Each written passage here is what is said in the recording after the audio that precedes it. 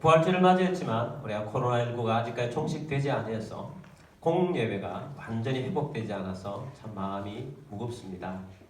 참 안타깝기도 합니다. 물론 우리가 공예배만 다 하나님 앞에 드려지는 예배가 아니지만, 그러나 공예배가 약화될 때 우리의 신앙도 쉽게 무너질 수 있습니다. 이럴 때일수록 우리가 더욱더 믿음으로 주를 바라보면서 이번 부활주의를 기점으로 해서 우리의 예배가 온전히 회복되기를 선포합니다. 코로나19가 종식이 되고 또 하나님의 나라가 이루어지는 놀라운 말씀의 능력과 은혜가 있게 되기를 선포합니다. 아멘. 우리의 부활은 예배와 밀접한 관련이 있습니다. 우리가 주일 예배를 드립니다. 왜 주일 예배를 드리게 되었을까요? 주일 예배는 예수님의 부활 때문에 주일에 예배를 드리게 된 것입니다. 예수님이 주일날 부활하셨습니다. 그래서 이 주일 예배가 형성이 되게 된 것입니다. 세상에는 이날을 일요일이라고 합니다. 그러나 우리는 주의 날이라고 합니다. 주님의 날입니다. 그래서 우리는 주일이라고 부릅니다. 초대교회 때부터 예수님의 부활은 많은 사람들에게 예배케 했습니다. 요한계시록 1장 10절 말씀에 보면 주의 날에 내가 성령에 감동되어 내 뒤에서 나는 나팔 소리 같은 큰 음성을 들으니. 사도 요한이 밤모습에서 환상을 보았습니다. 하나님의 음성을 들었습니다. 그 날이 어떤 날이라고요? 주의 날입니다. 그때 이 날을 주의 날이라고 표현했다는 거죠. 부활을 했던 요일을 주의 날이라고 초대교회 때부터 표현을 했고, 초대교회 때부터 안식일에서 주의 날로 하나님 앞에 예배하는 날로 했다는 것입니다. 그래서 주일이 예배하는 날, 주의 날이 된 것은 예수님의 부활과 연결이 되어 있습니다. 그래서 우리가 주의 날 예배하는 때마다 우리가 주님의 부활의 능력과 은혜를 경험하면서 주를 사모하며 주를 바라보면서 예배의 회복이 일어나는 놀라운 은혜를 보게 되길 바랍니다. 사실 부활은 놀라운 거예요. 다른 어떤 단어보다도 부활은 놀라운 단어인 것입니다. 부활은 어떤 것을 말합니까? 죽었는데 살았다는 것입니다. 기절했다가 살아난 것도 아닙니다. 잠시 정신을 잃었다가 살아난 것도 아니고 죽을 뻔했다가 살아난 것도 아닙니다. 세상에 부활이라는 것을 많은 곳에 적용을 시킵니다. 조금만 뭐 하면 부활했다 그럽니다. 근데 실제로 부활이 아닙니다. 무언가 생명이 그루트기가 조금이라도 남아있다가 나온 것들은 부활이 아닙니다. 죽었다가 살아난 것이 부활입니다. 이런 부활은 다른 어떤 곳에서 찾을 수가 없습니다. 부활을 소망할 수도 있어요. 예수를 안 믿어도 부활을 소망할 수도 있고 또 부활 신앙을 가질 수도 있어요. 이래 우리 기독교만이 아니라 다른 종교에서도 부활 신앙을 가지고 있는 종교가 있습니다. 그러나 그들과 부활은 관련이 없습니다. 왜냐하면 부활을 할 수가 없기 때문입니다. 죽은 것에서 살아날 수 있는 것은 창조주 대신 하나님만이 할 수가 있는 것입니다. 그래서 유일하게 부활을 실제로 이루신 분이 예수님이에요. 예수님이 부활하셔서 살아난 것은 실제입니다. 그래서 예수님이 부활해서 살아난 것에서 엄청난 은혜를 입었고 힘을 얻었기 때문에 이 날을 주의 날로 지칭을 하며 예배를 드리게 된 것입니다. 오늘 본문 말씀 베드로 전서입니다. 베드로가 편지를 하면서 인사말을 하고 난 다음에 가장 먼저 언급한 내용이 오늘 베드로전서 1장 3절 4절 말씀입니다. 3절 말씀 봅니다. 우리 주 예수 그리스도의 아버지 하나님을 뭐하리로다? 찬송하리로다. 인사를 하고 난 다음에 가장 먼저 하는 것이 찬송하리로다, 예배하자라는 것입니다. 왜? 그의 많으신 긍휼대로 예수 그리스도를 죽은 자 가운데서 부활하게 하심으로 말미암아 우리를 거듭나게 하사 산 소망이 있게 하시며. 그의 많으신 긍휼대로 하나님의 크고 놀라운 많은 긍휼하심을 따라서 예수 그리스도를 죽은 자 가운데서 뭐하게 하심으로? 부활하게 하심으로. 하나님이 예수님을 부활하게 하셨어요. 부활하게 하심으로 말미암아서 우리가 어떻게 되었습니까? 거듭나게 되었고 산 소망을 얻게 되었다는 것입니다. 4절 말씀 봅니다. 썩지 않고 더럽지 않고 쇠하지 아니하는 유업을 있게 하시나니 곧 너희를 위하여 하늘에 간직하신 것이라. 아멘. 썩지 않고 더럽지 않고 쇠하지 아니하는 유업, 천국이죠. 천국을 우리 가운데 갈 수 있도록 있게 하셨습니다. 무엇으로 말미암아? 예수 그리스도의 부활로 말미암아 우리를 거듭나게 하셔서 영원한 저 천국을 유업으로 얻을 수 있도록 해주신 것, 그것이 구원입니다. 여러분, 이 부활로 말미암아 구원이 우리에게 있는 것입니다. 부활로 말미암아 천국에 갈 수 있는 것입니다. 부활이 없다면 어떻게 천국 갈 수 있겠습니까? 부활이 없는데 어떤 사람이 천국 갈 수가 있겠습니까? 부활로 말미암아서 천국 갈 수 있게 된 것입니다. 예수님이 십자가에 달려 돌아가신 이유는 우리 죄를 짊어지고 죄를 사하시고 돌아가신 거예요. 그러나 그것이 끝이 아닙니다. 사망 권세를 끊기 위해서 예수님을 하나님이 부활시키셨습니다. 그래서 예수님은 부활의 첫 열매예요. 이 사실을 믿는 자에게 하나님께서 우리에게 거듭나는 은혜를 주십니다. 구원의 은혜를 주십니다. 그래서 이 부활을 믿는 자들에게 구원의 은혜를 주시고 천국의 은혜를 주시는 것입니다. 어떤 사람은 성경은 많이 아는데 부활을 믿지 않는 사람이 있습니다. 그래서 부활을 이야기하면서 사람의 정신 부활을 이야기하는 사람이 있어요. 우리가 이 부활절에 정신이 부활해야 된다. 실제로 우리가 부활한다는 사실을 말하지 않는 사람들이 있어요. 예수님 부활도 잘못 왜곡된 것이고 또 우리의 부활도 없을 것이라고 하는 신학자들이나 석학들도 있습니다. 여러분, 다 거짓말들입니다. 성경만 믿으시길 바랍니다. 베드로가 예수님의 부활을 목격했기 때문에 베드로 말씀을 듣고자 하는 사람들이 가장 먼저 한 것이 부활을 전하는 거예요. 부활을 전하면서 우리가 하나님 앞에 찬송하자는 겁니다. 예배하자는 것입니다. 그래서 얼마나 이것이 강력했던지 초대교회 때부터 주일 예배를 드리기 시작했고 오늘날까지 우리는 예배를 드리고 있는 것입니다. 그러므로 여러분, 예배를 약화시키지 말고 예배하는 우리들이 되기를 주의 이름으로 축복합니다. 그래서 이번에 우리가 오늘 이 부활주의를 통하여서 우리가 예배의 회복이, 진정한 예배의 회복이 우리들 가운데 일어나게 되길 바랍니다. 공적인 예배가 중요합니다. 그러나 공적인 예배가 형성이 되고 모임이 있고 예전처럼 잘 모인다 할지라도 진짜는 우리 각 사람이 하나님을 바라보는 신앙이 없이 그냥 의미 없이 모이는 모임이라면 하나님이 기뻐하지 아니하시는 역겨워하는 예배가 될 수도 있습니다. 정말 중요한 것은 진정한 믿음의 예배자인가 하는 거예요. 여러분, 진정한 믿음의 예배자로 오늘부터 다시 한번 마음에 새기시고 예배자로서 가는 여러분들이 되기를 주의 이름으로 축복합니다. 그래서 부활신앙과 예배는 뗄래야 뗄 수가 없다는 것입니다. 부활하고 난 다음에 우리 신앙인들의 가장 중요한 것은 예배하는 신앙입니다. 찬양하는 신앙입니다.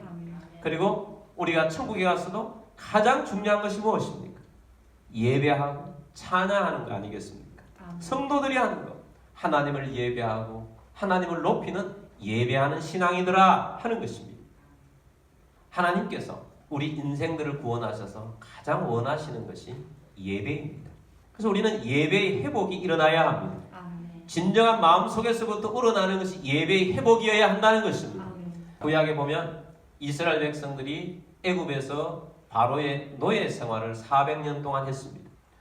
하나님께서 그들의 부르짖은 소리를 듣고 그들을 구원하시기로 하셨습니다. 그래서 하나님께서 모세를 선택하셔서 지도자로 보냈습니다. 그리고 하나님의 능력을 힘입고 애굽의 바로에게 가서 선포를 합니다. 내 백성을 보내라는 거예요. 왜 보내라고 그러는가? 이게 굉장히 중요합니다. 출애굽기 5장 1절 말씀 보겠습니다. 그 후에 모세와 아론이 바로에게 가서 이르되 이스라엘의 하나님 여호와께서 이렇게 말씀하시기를 내 백성을 보내라. 그러면 그들이 광야에서 내 앞에 절기를 지킬 것이니라 하셨나이다. 아멘. 여러분, 하나님께서 이스라엘 백성들을 구출하면서 내 백성들을 자유롭게 해라, 그렇게 말씀하지 않았어요. 하나님이 이스라엘 백성들을 바로의 압제에서 구원하신 중요한 이유는 내 백성을 광야에 보내서 하나님을 예배케 하라는 거예요. 하나님을 예배하게 하라는 것입니다. 굉장히 중요한 논점이에요. 여러분, 자유라는 것은 두 가지 면이 있어요. 첫 번째는 소극적인 자유가 있어요. 이건 우리가 다 아는 것입니다. 무엇으로부터 해방받는 자유예요. 바로로부터, 애국으로부터 이스라엘 백성들은 해방받는 자유. 이 자유를 획득했어요. 적극적인 자유가 있습니다. 이 자유를 획득한 자들이 무엇을 할 수 있는 자유예요. 이전까지는 못했던 것을, 억압받아서 못했던 것을 할 수 있는 자유. 이건 적극적인 자유죠. 자, 하나님께서 지금 바로에게 모세를 보내가지고 말하라고 한 것은 내 백성을 광야에 보내라. 보내서 뭐하게 하라? 예배하게 하라는 거잖아요. 적극적인 자유를 말합니다. 내 백성들이 내 앞에 나와서 신앙하고 예배해야 하는데 지금 바로 하에서는 예배할 수가 없다는 거예요. 내 백성을 보내서 예배케 하라는 것입니다. 예배할 수 있는 자유. 그것을 주라는 것입니다. 그래서 이것은 오늘 우리들이 받아야 할 굉장히 중요한 핵심인 것입니다. 하나님께서는 우리 인생들에게 있어서 예배받는 것을 기뻐하시고 예배하는 자들을 하나님이 기뻐하시는데 또 우리 인생들은 어떤 사람들이 가장 행복한가 하면 진정으로 하나님 앞에 예배하는 자가 제일 행복해요. 본래 만들어질 때부터 그렇게 만들어졌고 또 주님께서 십자가에 달려 돌아가셨다가 부활을 주셔서 우리에게 복음 안에서 살게 하는 이유도 하나님을 예배하는 것입니다. 예수님을 높이고 찬양하고 영광 돌리는 것입니다. 그래서 하나님 앞에 예배하는 자가 가장 행복되고 하나님의 복 받는 자요. 하나님의 은혜가 그 사람 속에 있게 하는 것입니다. 그래서 오늘 우리들에게 있어서 이 예배하는 자유가 얼마나 중요한지를 알아야 합니다. 그리고 하나님은 그런 자에게 은혜를 주신다고 했어요. 이스라엘 백성들이 애굽에서 나와서 광야에서 나와가지고 홍해를 건넜습니다. 마른 땅을 건넜습니다. 그리고 그들은 건넌 다음에 하나님 앞에 예배했어요. 찬양했어요. 하나님이 얼마나 기뻐하고 즐거워했는지 모릅니다. 근데 하나님께서 이 백성들을 이끌어내셔서 시내산에서 언약을 맺으면서 하나님이 기뻐하셨어요. 그리고 너희들은 하나님께서 나를 예배하고 나의 백성이니 하나님의 나라의 백성들이 예배하는 자로 살라고 하나님께서 절기도 주시고 늘 예배하라는 것이에요.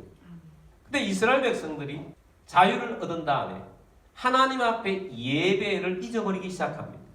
그래서 하나님께서 기뻐하지 않습니다.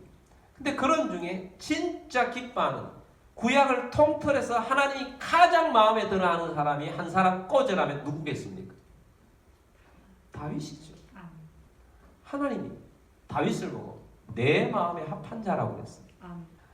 하나님이 다윗을 그렇게 마음 들어하는 이유 중에 뭐 여러 가지가 있겠지만 저는 첫 번째가 최고의 예배자였다는 거죠. 시편의 대부분이 누구의 작품입니까? 다윗의 작품이에요. 다윗이 어릴 때부터 하나님을 예배하는 데 앞장섰고 다윗의 시편들을 보면 자기만 찬양하는 것이 아니고 자기만 예배하는 것이 아니라 온 백성들이 함께 예배하기를 원했어요. 그러니까 하나님이 다윗을 왕 삼은 다음에 다윗은 국가가 예배자가 되게 만들었습니다. 모두가 다 하나님을 예배하고 하나님을 섬기도록 만들었어요. 그래서 하나님께서는 다윗의 나라에 복을 주셨어요. 그래서 하나님이 은혜를 주신 것입니다. 하나님이 예배를 얼마나 기뻐하시는지를 알게 해주는 거예요. 역대하 2장에 보면 여호사밧 왕 때 적국의 연합군들이 쳐들어옵니다. 너무 많은 군사들이 쳐들어와서 나라가 지금 위기에 처했습니다. 그런데 여호사밧이 하나님 앞에 나아가 금식합니다. 백성들에도 금식하라고 명합니다. 하나님의 음성이 왔습니다. 모든 적국들을 패퇴시킬 것이다. 여호사밧이 이 응답을 받고 전쟁터에 나갑니다. 그리고 가장 앞자리에 예배자들을 세웁니다. 하나님을 찬양합니다. 하나님을 높입니다. 하나님을 찬양하고 높일 때 적국이 연합군들이 쳐들어서 서로 자기들끼리 싸워서 자기들이 다 죽어버려요. 자기끼리 다 망해버린 것입니다. 하나님의 능력입니다. 예배의 능력입니다. 여러분, 예배는 하나님의 은혜가 있습니다. 여러분, 우리의 삶 가운데 예배의 회복이 여러분 가운데 일어나게 되길 바랍니다. 우리가 공적인 예배가 덜 보이지만 계속해서 개인 예배를 드리라고 하는 것은 여러분이 심령의 진정한 예배자로 일어서게 되기를 원하기 때문입니다. 여러분, 진정한 예배자입니까? 예배자로 서기를 주의 이름으로 축복합니다. 우리도 마찬가지. 애굽에서 노예에서 해방받았는데 우리는 태어날 때부터 죄의 DNA를 가지고 태어났고 공중권세 잡은 자의 마귀 아래에서 살던 존재였는데 예수님의 십자가와 부활로 말미암아 믿는 우리들은 이스라엘 백성들이 바로에서 해방시켰듯이 하나님께서는 우리를 마귀와 죄로부터 해방시켜 주셔서 자유를 주셨어요. 그래서 오늘 우리들에게 있어서는 두 가지 있잖아요. 뭐로부터 자유. 마귀로부터 자유함을 얻었습니다. 죄로부터 자유함을 얻은 거예요. 그리고 적극적인 자유는 뭡니까? 하나님을 예배하는 자유를 획득한 거예요. 그러면 여러분, 오늘 우리들이 하나님을 예배하는 이 자유를 주신 것이 얼마나 감사하고 얼마나 놀라운 것인지 모릅니다. 국가적으로도 여러분, 북한과 남한은 완전히 대비되어 있는데 우리는 예배할 수 있는 자유를 얻는 나라에서 살고 있는 것입니다. 이것이 자유대한민국이고 우리가 살고 있는 이 대한민국이라고요. 그러므로 우리가 이 예배하는 것을 놓치지 않고 예배를 더욱더 사모하는 저희 모두가 되기를 바랍니다. 근데 자유하면 방향성에 있어서 완전히 두 가지로 반대되는 자유를 사용합니다. 첫 번째는 예배할 수 없는 상태에 있던 사람이 하나님의 은혜로 예배할 수 있는 자유를 얻은 것. 이 방향이 정말 중요한 것입니다. 예배할 수 있는 자유를 얻은 것. 여러분, 사탄은 계속해서 어떤 형태로든지 국가를 통하든지 어떤 사상을 통하든지 예배할 수 없는 상태로 자꾸 만들려고 합니다. 로마의 10대 박해가 그랬고 역사 이래로 많은 것들이 그렇게 했었습니다. 예배할 수 있는 자유를 얻는다는 것. 이게 자유라는 거예요. 진정한 자유인 것입니다. 신앙의 자유, 신본주의적인 자유, 하나님 중심적인 자유는 하나님 앞에 마음껏 예배할 수 있는 자유이고 반대는 뭐냐? 하나님으로부터 벗어나서 내 마음대로 살겠다는 자유예요. 자유는 자유인데 완전히 다른 자유예요. 역사적으로 이 두 가지가 대비되는 것이 있습니다. 그것을 제가 말씀드리려고 합니다. 첫 번째는 예배할 수 없는 상태에서 예배할 수 있는 자유를 획득하는 자유예요. 미국이라는 나라가 초강대국이죠. 미국이라는 나라를 초강대국이 세워진 중요한 것 중에 하나가 하나님께서 그 나라의 건국 이념을 귀중하게 보시는 것입니다. 미국이라는 나라의 건국 이념이 무엇입니까? 1620년에 메이플라워를 타고 신앙의 자유를 찾았어. 목숨을 걸고 간 땅이 미국이에요. 그 사람들이 청교도입니다. 청교도 정신이에요. 청교도 정신은 뭐냐? 신앙할 수 없는 나라에서 신앙할 수 있는 자유의 땅을 찾아서 신앙의 자유를 얻어서 마음껏 예배하고 마음껏 신앙할 수 있는 곳으로 찾아가는 신앙, 그 자유, 그것이 미국의 기본 바탕이에요. 청교도 정신입니다. 물론 지금은 세월이 많이 흘러서 그 정신만 뿌리가 남아있는 뿐인데 그래도 하나님께서는 그것을 기뻐하시는 거예요. 그래서 미국에는 보면요, 미국의 권리장려나 볼 수 있는 수정헌법 1조에 보면 5가지 자유를 선언해놓고 있어요. 종교의 자유, 표현의 자유, 언론의 자유, 집회의 자유, 청원의 자유예요. 자, 보세요. 첫 번째로 꽂아놓은 것이 뭐예요?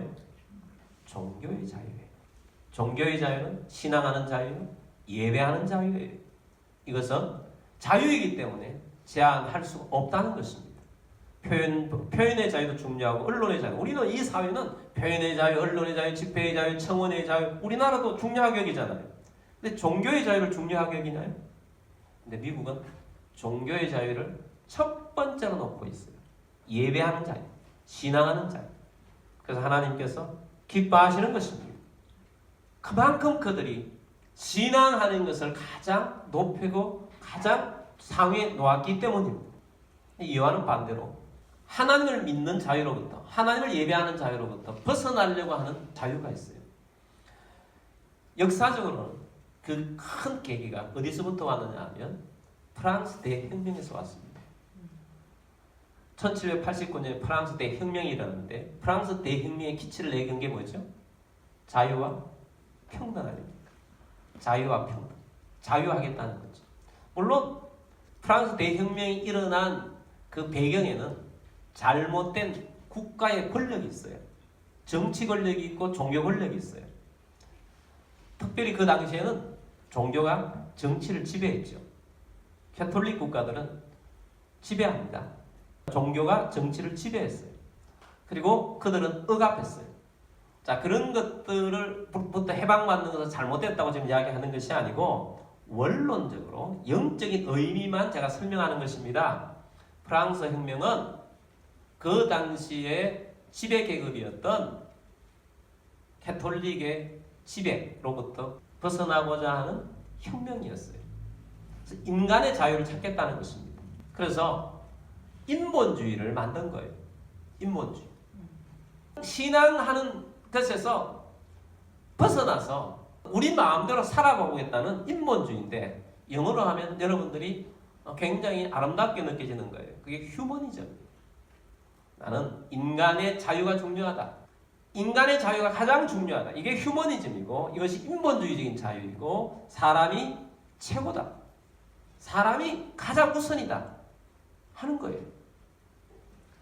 그래서 이 혁명이 일어나고 난 다음에 유럽에는 하나님 신앙, 뭐 어떻게든 천주교든 개신교든 하나님 신앙으로 바탕이 있던 것에서 이 자유가 되기 시작하면서 사상 공백이 일어났고 하나님 없는 그런 사상들을 만들어내면서부터 휴머니즘이 마치 온 세상을 유토피아로 만들어줄 것처럼 그렇게 그 신앙을 만들었는데 그 결과가 제1차 세계대전, 제2차 세계대전.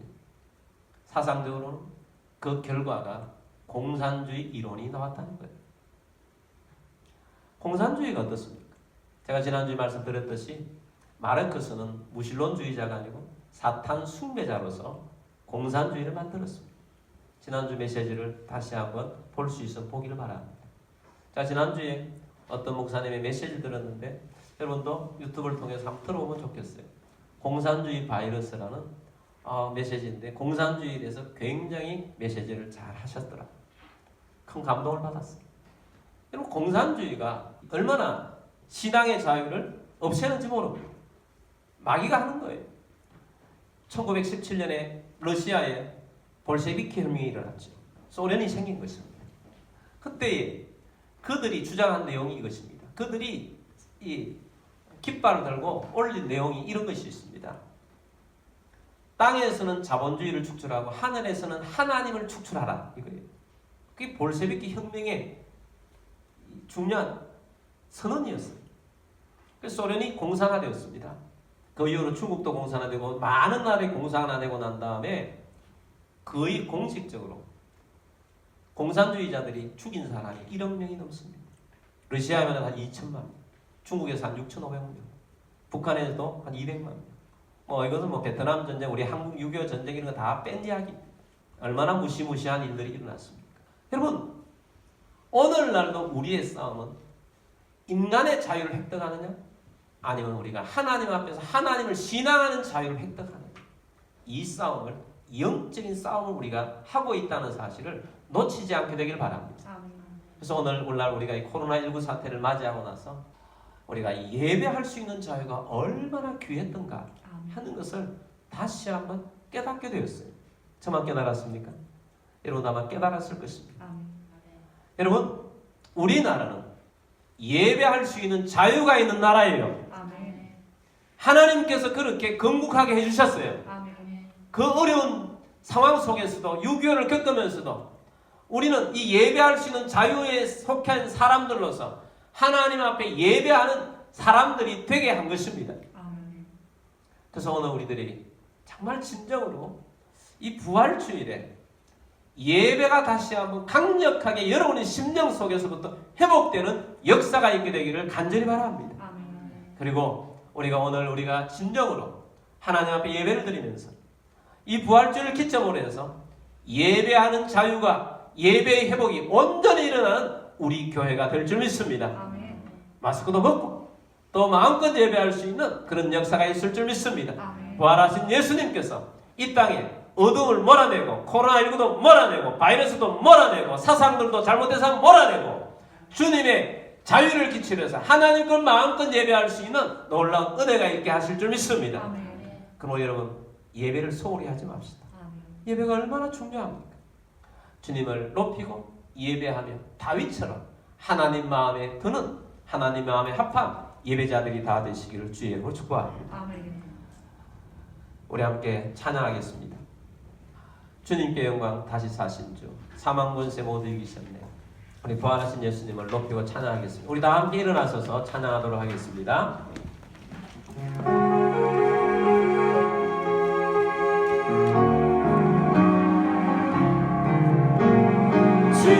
주님께 영광 다시 사신 주 사망 권세 모두 이기시었네.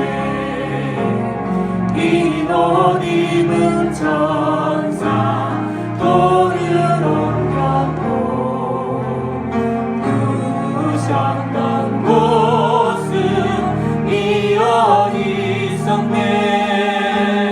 주님께 영광 다시 사신 주 사망 권세 모두 이기시었네. 부활의 주님 나타나시사 두려움과 의심 물리치셨네. 주의 교회 기뻐 찬송하여라. 다시 사신 주님 죽음 이겼네. 주님께 영광 다시 사신 주 사망 권세 모두 이기시었네. 생명의 임금 영광의 주님 주님 없는 삶은 헛된 꿈이라. 주의 사랑으로 세상 이기고 요단 건너 본향 가게 하소서. 주님께 영광 다시 사신 주 사망 권세 모두 이기시었네. 우리 함께 기도하겠습니다. 오늘 말씀 들었습니다. 주님, 우리가 예배할 수 있는 이 자유의 날에 살고 있음에 감사드리고 우리가 주님의 부활에 이 부활주일에 주님을 찬양하고 높이기로 원합니다. 우리가 지금까지 예배에 소홀히 했던 것 있다면 주님 앞에 회개를 하시고 주님 우리가 예배자로서 또 개인 예배자로서 서기로 원하고 특별히 우리 오늘 이 예배를 기점으로 해서 예배가 회복되게 하여 주옵소서. 나라의 예배가 회복되게 하여 주옵시고 전 세계 코로나 바이러스가 떠나가고 예배가 회복되고 하나님을 신앙하며 높이는 놀라운 역사가 있게 해달라고 우리 함께 사모하며 기도하며 나아가겠습니다. 다 같이 기도드리겠습니다.